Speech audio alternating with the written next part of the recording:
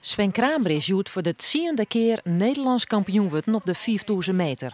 Het is alweer zijn 20ste titel op het NK Oostam. In I-stadion Tialf won hij in een tijd van 6 section 15. Een seconde rapper als Jorrit Bergsma. Ja, het is een prima rit. De omstandigheden zijn heel pittig. Het wordt eigenlijk net heel hard erin, maar ja, het is oké.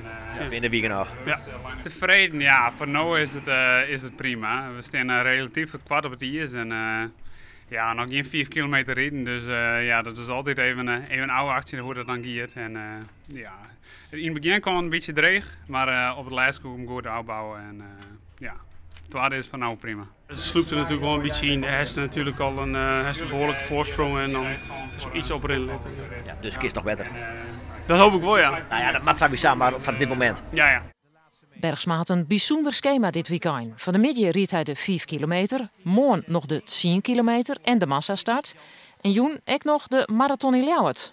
Hanema die is groot schema, dus niet weet wat we gewoon kennen. Dus als hij zei dat het kan, dan wordt het goed. Douwe de Vries voelt teleurstellend boeten de top 5 en maai net naar de vrouwbekers. Bob de Vries waard knap vierde en had hem wol pleetst voor de eerste fjouwer.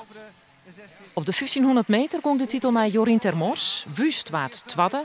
Antoinette de Jong en Marit Leenstra pleetsten haar voor de vrouwbekers. De Jong waard vierde, Leenstra tredde. Nou, het gaat eigenlijk net zo lekker als ik verwacht hier. Ik heb een heel goed voorseizoen. En ja, ik heb het idee dat ik het geheim van de 1500 een beetje terug hier in Insel. Ja, en nu is ik wel weer zwier. En ja, de laatste ronde, die bochten val ik helemaal stil. En ja, even pruts ik het eigenlijk voor het tweede plak. En dat is wel zonde. Geen Fries succes op de 400 meter bij de Malje. Jesper Hospes en Sjoerd de Vries eindigen als 8e en 11e.